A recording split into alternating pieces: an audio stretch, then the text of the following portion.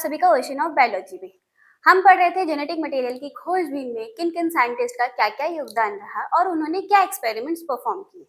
तो पहले हमने पढ़ा था ग्रिफिथ का एक्सपेरिमेंट। फ्रेडरिक ग्रिफिथ ने 1928 में ट्रांसफॉर्मिंग प्रिंसिपल का एक्सपेरिमेंट किया था, जिसमें उन्होंने ये बताया था कि एस स्ट्रेन हीट किल से आर स्ट्रेन को कैसे वायलेंट किया जा रहा था।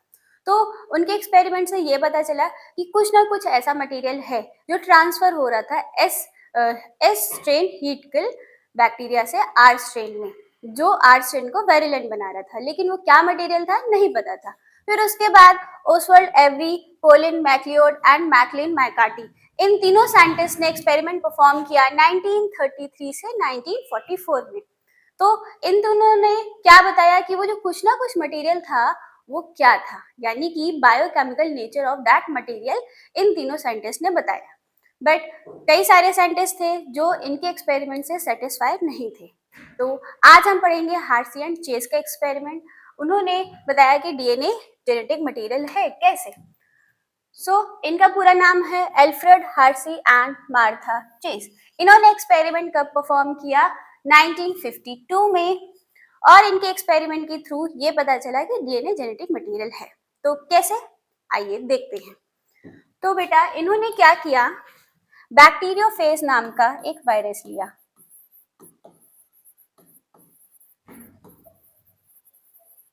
ठीक है, बैक्टीरियोफाज कह सकते हो या बैक्टीरियोफेज, दोनों प्रोनाउंसिएशन सही है। तो मैं इसको बैक्टीरियोफेज कह रही हूँ। ये क्या है? एक वायरस है। ये एक ऐसा वायरस है जो बैक्टीरिया को किल करता है। और इन्होंने बैक्टीरियोफेज वायरस लिया और इस वायरस के साथ क्या किया, इसको इन्फेक्ट कॉज करवाया। किसमें? बैक्टीरिया में। बैक्टीरिया जो इन्होंने लिया वो लिया इकोलाई। यानी कि क्या किया इन्होंने, बैक्टीरियोफेज वायरस का इन्फेक्शन कॉज करवाया। किसमें? इकोलाई बैक्टीरिया में। तो क्या होता है बेटा, कैसे? देखो, सबसे पहले हम वायरस को समझ लेते हैं।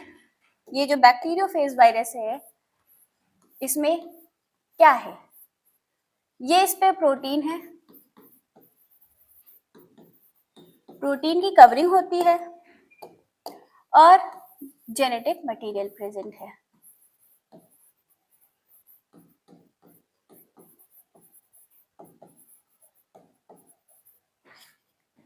ये जो वायरस है ये बैक्टीरिया में इन्फेक्शन कैसे कॉज करेगा?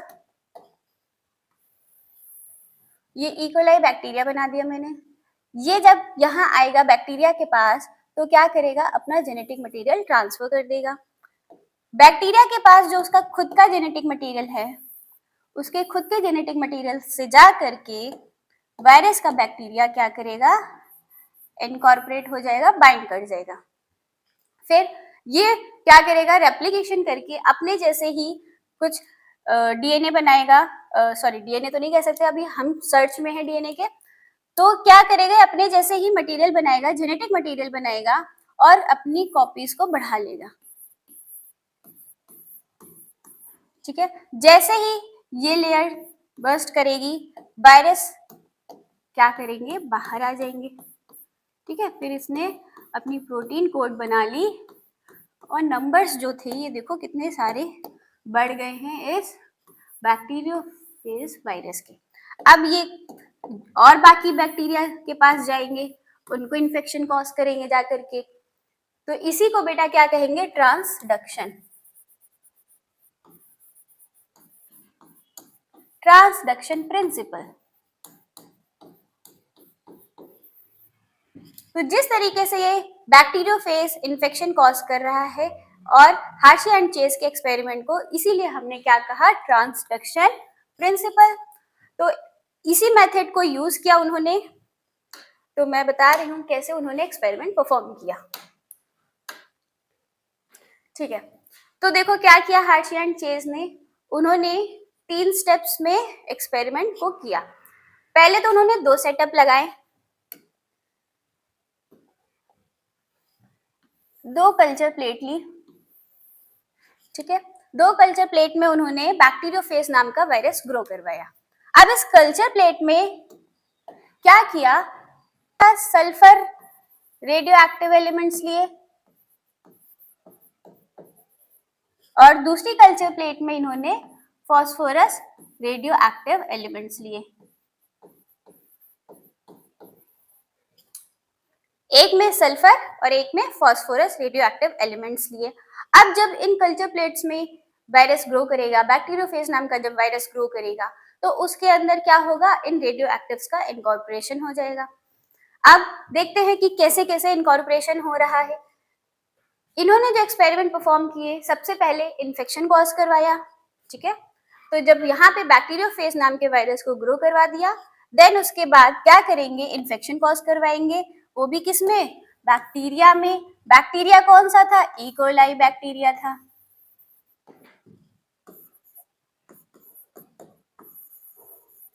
रेडियो एक्टिव एलिमेंट से इनकॉर्पोरेशन के बाद क्या किया इन्होंने, बैक्टीरिया को इन्फेक्शन कॉज करवाया। तो यहाँ पे देखो क्या बेटा जस्ट निकलता है, ये इन्होंने sulphur and phosphorus radio active से किस लिए वो करवाया, इनकॉर्पोरेशन किस लिए करवाया। देखो, अगर आप जानते हैं डीएनए का जो मटेरियल होता है वो किन चीजों से बना है, तो डीएनए 3 चीजों से मिलकर के बना हुआ है। 3 चीजें कौन सी हैं, पेंटोज शुगर है, नाइट्रोजनस बेसिस हैं एंड फॉस्फेट ग्रुप है। फॉस्फेट ग्रुप प्रेजेंट होता है डीएनए में। तो फॉस्फेट ग्रुप जो प्रेजेंट है बेटा, तो ये फॉस्फेट नाम का जो रेडियो एक्टिव है, ये डीएनए के मटेरियल में जाकर के वहां पे इनकॉर्पोरेट हो जाएगा। यहाँ पे जो सल्फर लिया है इन्होंने, तो प्रोटीन जो होती है बेटा, उस प्रोटीन में क्या होता है, सल्फर नाम के एलिमेंट्स प्रेजेंट होते हैं। तो ये सल्फर रेडियो एक्टिव प्रोटीन में जाकर के वहां पे इनकॉर्पोरेट हो जाएगा। तो यहाँ पे क्या हो रहा है, देखो ये बना दिया प्रोटीन, प्रोटीन के पास जाएगा सल्फर का रेडियो एक्टिव एलिमेंट,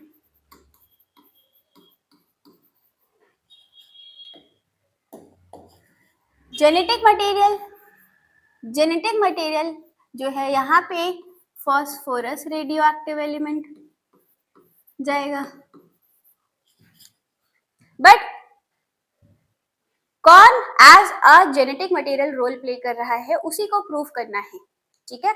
हमें ये पता है कि प्रोटीन है, ये डीएनए है, बट प्रोटीन ट्रांसफर हो रहा है एज अ जेनेटिक मटेरियल या डीएनए ट्रांसफर हो रहा है एज अ जेनेटिक मटेरियल, तो उसी को प्रूव करते हैं।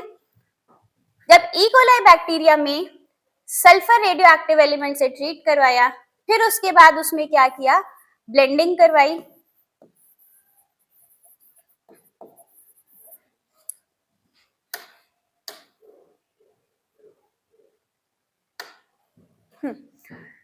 जब इन्फेक्शन कॉज करवाया, तो बैक्टीरिया में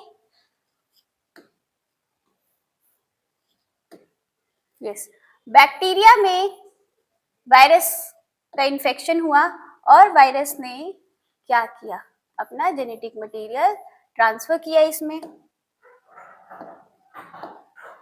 ये जो जेनेटिक मटेरियल था उसको ट्रांसफर किया इसमें। बाकी जो बाहर की लेयर थी, प्रोटीन कोट थी, उसको ब्लेंडिंग के थ्रू क्या किया, रिमूव आउट करवा दिया। जैसे मिक्सी चलाएंगे, मम्मी घर पे मिक्सी चलाती है तो सारी चीजें मिक्स कर देती है ना, तो वैसे ही क्या किया, जब ब्लेंडिंग किया तो बाहर की सारी चीजें जो थी वो क्या कर दी गई, हटा दी गई। जब वो सारी चीजें हटा दी गई तो क्या हुआ, बचा हुआ जो मटेरियल था उसको टेस्ट ट्यूब में लिया। टेस्ट ट्यूब में लेने के बाद सेम जैसे यहाँ किया वैसे यहाँ पे भी हुआ।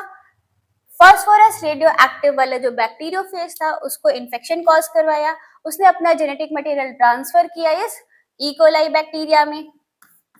अगेन इसमें भी वही सेम चीज किया, ब्लेंडिंग किया। देन इसको जो टेस्ट ट्यूब थी उसमें क्या किया, सेंट्रीफ्यूगेशन किया। सेंट्रीफ्यूगेशन एक टेक्निक होती है बेटा, जिसमें क्या करते हैं, अकॉर्डिंग टू द वेट सारी चीजें क्या कर ली जाती है, सेपरेट कर ली जाती है। तो जो हैवी वेट वाला मटेरियल होगा वो सेटल डाउन हो जाएगा, लाइट वेट वाला मटेरियल वो एज अ सुपरनेटेड ऊपर रह जाएगा। तो जितने हैवी मटेरियल थे वो यहाँ रह गए नीचे, ठीक है। फिर लाइट मटेरियल जो था वो ऊपर, ठीक है। ये ऊपर साइड पे क्या है, ये सुपर नेटेंट है, यहाँ पे भी ये सुपर नेटेंट है।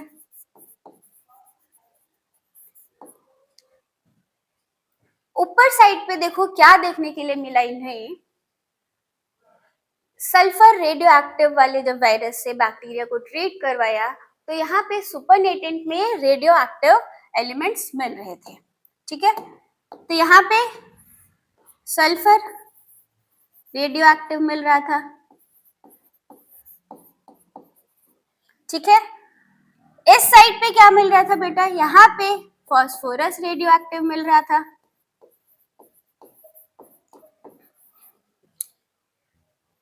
यानी कि अगर बैक्टीरिया में जेनेटिक मटेरियल गया है तो क्या हो जाएगा, उसका जो वेट है वो हमको हैवी मिलेगा, तो वो नीचे सेटल डाउन हो जाएगा। बाकी जो ऊपर सुपरनेटेंट में है वो हल्की चीजें हैं, वो क्या है, अगल बगल की जो चीजें थी जो हमने ब्लेंडिंग के थ्रू क्या की थी, हटा दी थी, वो सुपरनेटेंट में आ गई है। तो सुपरनेटेंट में जो आ गया है सल्फर रेडियो एक्टिव एलिमेंट्स मिल रहे हैं, यानी कि सल्फर रेडियो एक्टिव एलिमेंट्स कहाँ पे इंसर्ट हुए थे, प्रोटीन में इंसर्ट हुए थे जाकर के, क्योंकि प्रोटीन में सल्फर पाया जा रहा है। प्रोटीन में जाकर के सल्फर रेडियो एक्टिव इंसर्ट हुए थे और प्रोटीन ब्लेंडिंग के थ्रू क्या हो गई थी, रिमूव आउट कर दी गई थी, और वो कहाँ पाई जा रही है, सुपरनेटेंट में पाई जा रही है। तो इसका मतलब कि प्रोटीन तो वो मटेरियल नहीं है, it means protein is not a genetic material.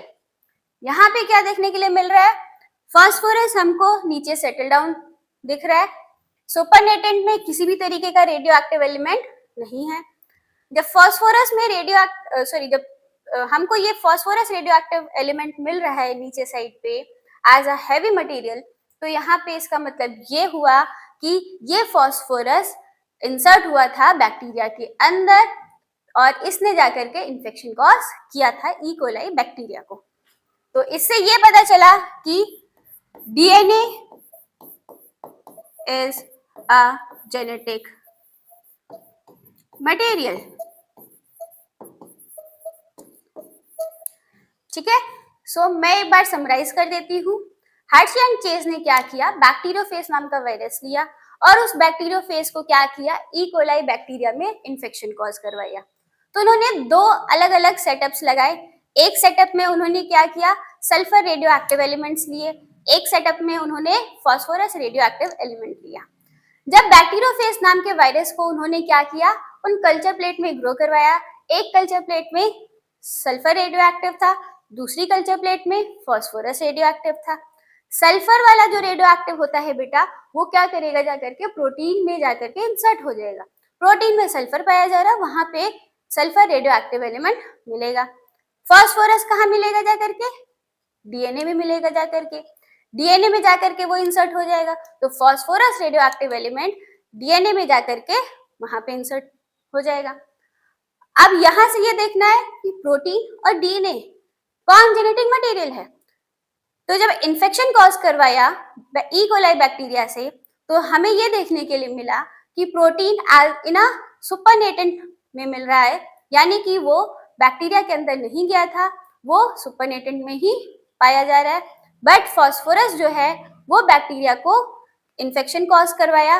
कैसे कॉज करवाया, जब वो अपना जेनेटिक मटेरियल बैक्टीरिया के अंदर भेजेगा तभी इन्फेक्शन कॉज होगा, और वो हमको कहाँ मिल रहा था, नीचे सेटल डाउन मिल रहा था। तो इससे ये पता चला कि DNA is a genetic material. So finally हमको ये मिल गया who is the genetic material. तो जेनेटिक मटेरियल की जो सर्च थी वो यहाँ करके खत्म हो गई। तो हर्शी एंड चेज के एक्सपेरिमेंट को सारे साइंटिस्ट ने एक्सेप्ट किया और इससे हमें प्रूफ मिल गया DNA is a genetic material. So thank you.